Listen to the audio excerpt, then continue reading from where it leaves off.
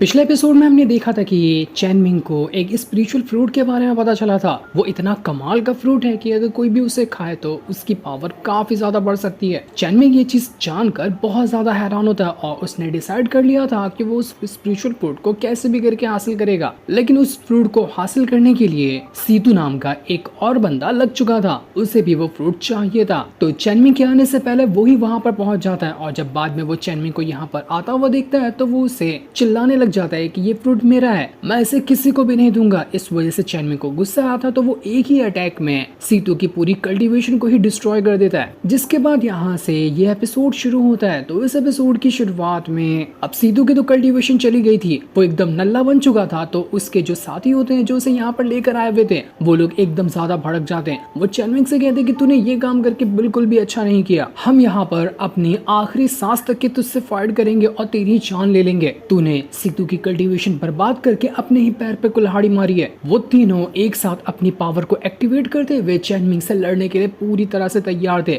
लेकिन वो एक भी अटैक चैन मिंग पे कर पाते। इससे पहले ही श्याओमी ने अपने हंटर की मदद से एक बहुत ही स्ट्रॉन्ग अटैक तीनों के ऊपर कर दिया था, जिस वजह से तीनों की हालत खराब हो जाती है। श्याओमी वहाँ पर तीनों से कह रही थी कि तुम तीनों तो अच्छे कल्टीवेटर लगते हो, लेकिन तुमने एक इतने घटिया इंसान का साथ दिया है ना, जिसका साथ देने की वजह से आज तुम तीनों को यहाँ पर मरना होगा। वो तीनों बंदे वहाँ पर उनसे कहते हैं कि तुम लोगों को नहीं पता कि हमारी जो फैमिली है ना वो कोई मामूली फैमिली नहीं है। तुमने कभी ग्रेट यान एम्पायर के बारे में सुना है? वो ग्रेट यान एम्पायर ना हमारे सपोर्ट में, हमें कुछ होता है तो ग्रेट यान एम्पायर हमारी मदद करने के लिए पहुंच जाता है। तो अब तुम सोच ही सकते हो कि तुमने कितनी बड़ी लेवल की मुसीबत को अपने गले टांग लिया है। ग्रेट यान एम्पायर तुम लोगों को बिल्कुल भी नहीं छोड़ेगा, लेकिन वो क्या छोड़ेगा, उससे पहले हम ही तीनों यहाँ मिलकर तुम सबकी जान ले लेंगे, क्योंकि अगर इस तरह से खाली हाथ हम रिटर्न गए ना तो सीतू का बाप हम लोगों की जान ले लेगा। उससे बेहतर है कि हम तीनों यहीं पे तुमसे लड़ते हुए यहाँ मर जाएं। चैन मिंग को बाकी एकदम हैरान थे कि ये लोग तो पूरी तरह से जोश में है, लगता है इन लोगों को यहाँ पर मारना ही पड़ेगा, इसके अलावा दूसरा कोई चारा लग ही नहीं रहा। तभी वहाँ पर वो जो स्पिरिचुअल फ्रूट था उसके अंदर से काफी ज्यादा पावर बाहर निकलने लगती है, मानो कि अब ये बिल्कुल टूटने ही वाला है। वो पावर काफी ज्यादा थी जिसे कोई ढंग से देखने को नहीं पाता, उसे देखकर ही लोगों की आंखें चौंधिया जाए। इतना हाई लेवल का वो स्पिरिचुअल फ्रूट होता है। लेकिन वहीं पर बेटा 111 भी पहुंच चुका था, जो यहाँ पर खुद उस फ्रूट को लेने के लिए आया हुआ था।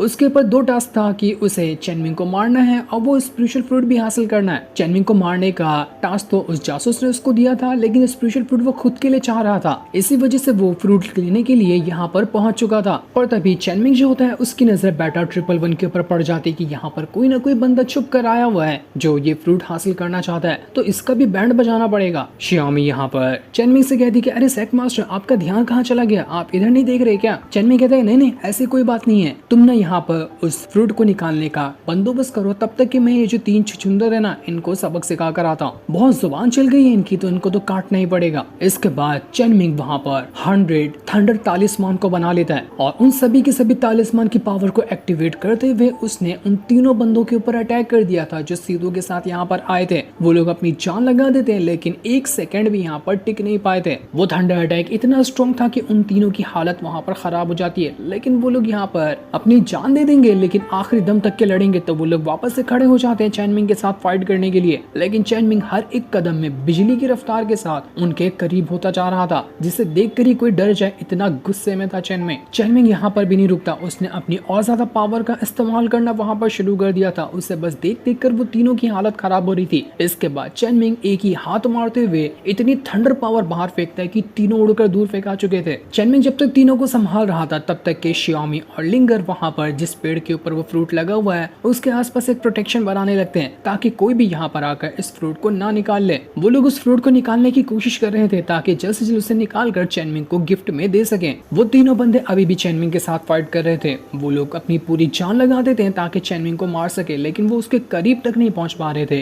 तो अटैक करना तो बहुत दूर की बात है। चैन मिंग एक लात मारते हुए उन लोगों को इतना दूर फेंक रहा जिससे वो दिखना तक के बंद हो जाते हैं। लेकिन वो 3 थे तो कभी एक सामने से अटैक करता, कभी पीछे से करता, तो कभी दूसरी तरफ से करता। तीनों तरफ से वो लोग अटैक कर रहे थे, लेकिन चैन मिंग बस अपनी पावर की मदद से ही सबकी स्वॉर्ड वगैरह को देखकर ही तोड़ देता था। उन तीनों को समझ आ चुका था कि हम लोग अलग अलग फाइट करेंगे ना तो कभी चैन मिंग को नहीं हरा सकते। तो इस वजह से वो तीनों के तीनों आपस में एक साथ अपनी पावर को मिला देते हैं और एक बहुत स्ट्रॉन्ग अटैक बना लेते हैं, ताकि उसकी वजह से चैन मिंग की जान ली जा सके। चैन मिंग भी यहाँ पर इस चीज के लिए पूरी तरह से रेडी था। वो वहाँ पर एक और तालिस्मान बनाने के काम पर लग जाता है और ये जो तालिस्मान उसने बनाया था वो फार फायर पावर वाला था। वो जैसे ही अपनी फायर पावर को उन तीनों की पावर के सामने लगाता है, उनकी पावर वहां पर खत्म हो जाती है और चेनमिंग की फायर पावर ने उन तीनों के तीनों को वहां पर उड़ाकर फेंक दिया था, जिस वजह से वो तीनों का खेल वहां पर खत्म हो जाता है। वो तीनों वहां पर मर चुके थे। चेनमिंग कहता है कि इंसान अच्छा था, लेकिन अब क्या फायदा कि मर गए ये तीनों।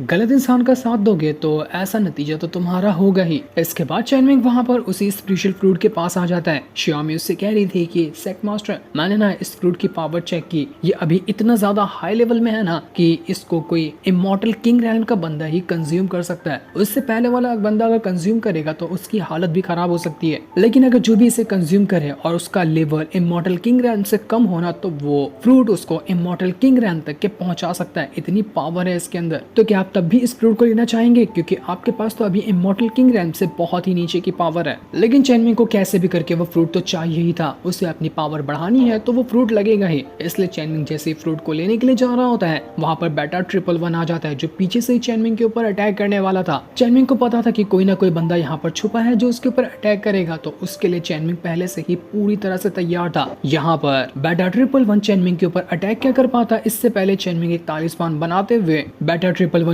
के सारे अटैक को रोकता है, उसके वेपन को तोड़ता है और उसे भी उड़ाकर दूर फेंक देता है। जिसके बाद बेटा 111 चेनमिंग से कहता है कि तुझे पता है मुझे ना 2 टास्क मिले हैं, एक तो मैं इस फ्रूट को ले जाऊंगा, दूसरा तुझे मार दूंगा। ऐसा लग रहा है कि एक तीर से 2 निशाने होंगे, मैं दोनों चीज को यहाँ पर अपना टास्क पूरा करके आराम से जाने वाला हूँ, तो तू अब मरने के लिए तैयार हो जा। ये सुनते ही श्यामी बीच में आती है और बेटा 111 से कहती कि अपनी जुबान संभाल के बोल, तू यहाँ पर सेक्ट मास्टर के बारे में कुछ नहीं बोल सकता, उनको हाथ लगाने से पहले तुझे मुझसे होकर गुजरना पड़ेगा। श्यामी को यहाँ पर चेनमिंग समझाते हुए कहता है कि तुम्हें यहाँ पर बीच में आने की जरूरत नहीं है, ऐसे छोटे मोटे लोगों को मैं खुद ही संभाल लूंगा, अपना गुस्सा किसी और चीज के लिए बचा कर रखो। इसके बाद चेनमिंग अपनी पावर का इस्तेमाल करते हुए इतना घसीट के पंच बेटा 111 को मारता है कि उसका पंच उसके आर पार हो गया था। लेकिन इससे भी बेटा 111 मरता नहीं, क्योंकि वो मामूली बंदा नहीं है, उसके पास भी काफी सारी पावर है। बेटा 111 ने अपने कई सारे क्लोन बनाते हुए चेनमिंग के ऊपर अटैक करना शुरू कर दिया था। चेनमिंग उसके ऊपर जितने भी अटैक करता, बेटा 111 बस उसका मजाक उड़ा रहा था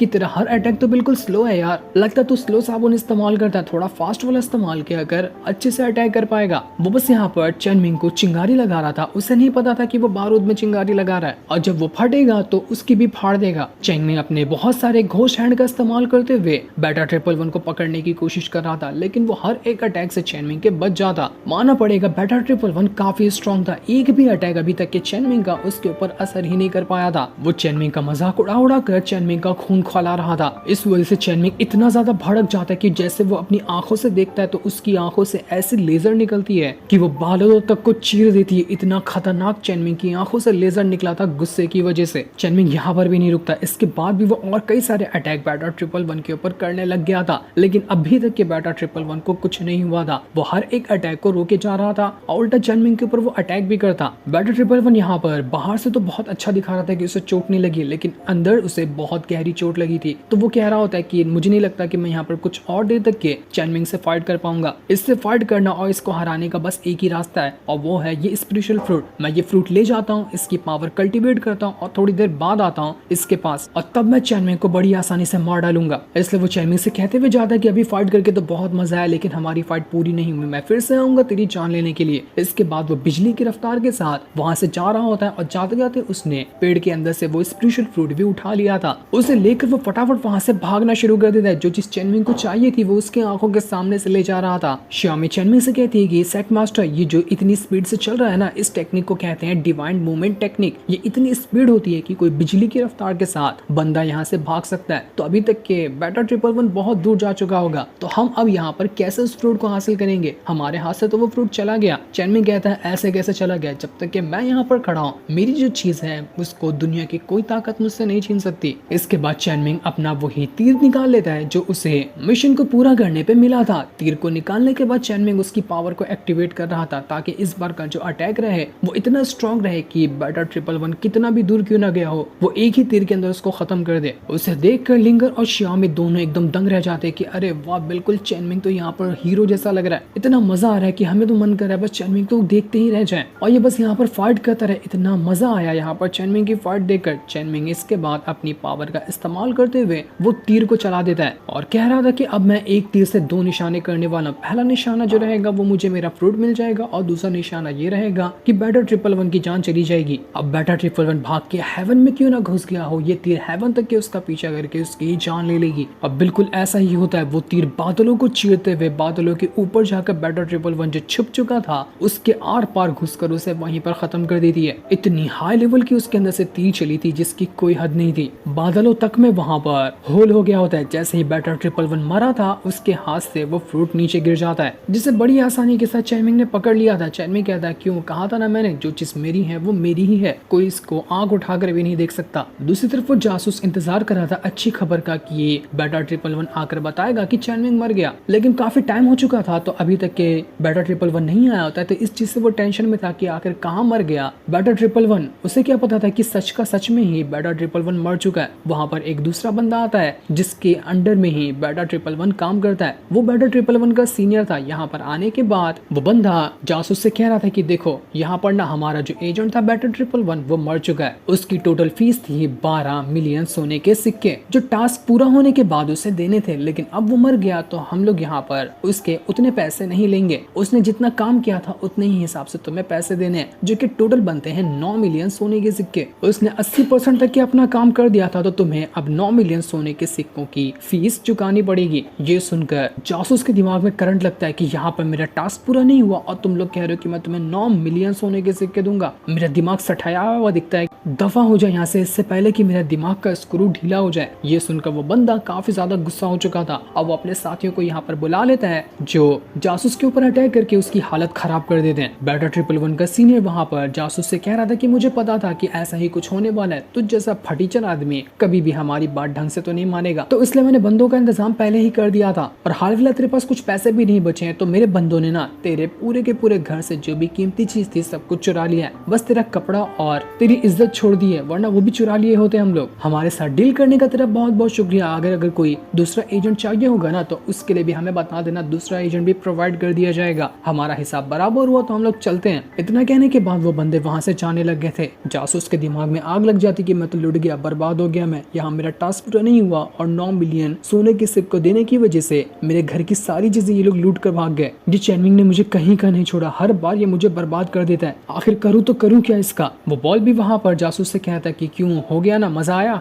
मैंने कहा था तू मेरी बात नहीं सुनेगा तो ऐसा ही होगा तेरे साथ। तूने मेरी परमिशन के बगैर बैटर 111 को हायर किया जो कि एकदम नल्ला आदमी था, अब भुगत इसका अंजाम तू। दूसरी तरफ चैनमिंग आराम से अपना कमरे के अंदर बैठा हुआ था और उसको जितनी भी चीजें मिली थी, सीतू को मारकर, उसके साथ जो बंदे आए थे उन लोगों को मारकर, वो सब चीजें टेबल पे रखा होता है। कियान कहती कि अरे वाह, लगता है कुछ सेट चुरा के आया हो, कितना सारा खजाना लाया, उसकी कोई हद नहीं। लेकिन जैसे उसकी नजर उस फ्रूट के ऊपर पड़ती है जो कि स्पेशल फ्रूट था, वो एकदम पगला जाती है। वो चैनमिंग से कहती है कि चैनमिंग तुम इसे खाने तो नहीं वाले हो ना, गलती से भी मत खाना इसको, तुम इसकी पावर को हैंडल नहीं कर पाओगे, तुम्हारी जान तक ले लेगी, तो अभी इसे साइड कर दो और इसके ऊपर नजर भी मत उठाना। लेकिन चैनमिंग कहता है कि मैंने इतनी मेहनत की है फोकट में क्या, चाहे कुछ भी क्यों ना हो जाए मैं तो इसे खा कर रहूंगा। अब पावरफुल दुश्मन बने हैं तो मुझे भी तो पावरफुल बनना ही पड़ेगा ताकि मैं उनका मुकाबला कर पाऊं। कियान कह रही थी कि चैनमिंग तुम्हारे दिमाग में नहीं घुस रहा है कि ये कैसी चीज है, ये तुम्हारे को ना मौत से भी बढ़कर सजा दे सकती है, ये बहुत खतरनाक चीज है, इसे मत खाओ, मेरी बात सुनो। लेकिन चैनमिंग कुछ नहीं सुनता और वहीं पर उस फ्रूट को खा लेता है कि जो होगा देखा जाएगा, बस मुझे पावरफुल बनना है। लेकिन अब चैनमिंग के साथ क्या होगा ये हमें नहीं बताया जाता। जो सीन दिखाते ही ये एपिसोड यहीं पर एंड हो जाता है। Thanks for watching.